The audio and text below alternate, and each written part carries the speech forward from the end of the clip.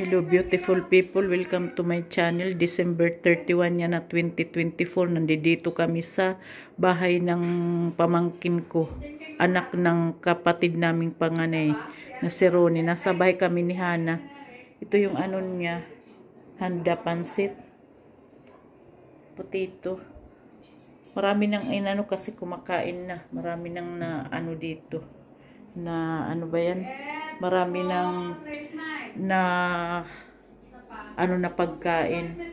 Plus ito yung mga dessert ito, salad, biko, saka yun kukuhanan ko si Sven Eric. Doon ka sa ano sa sala.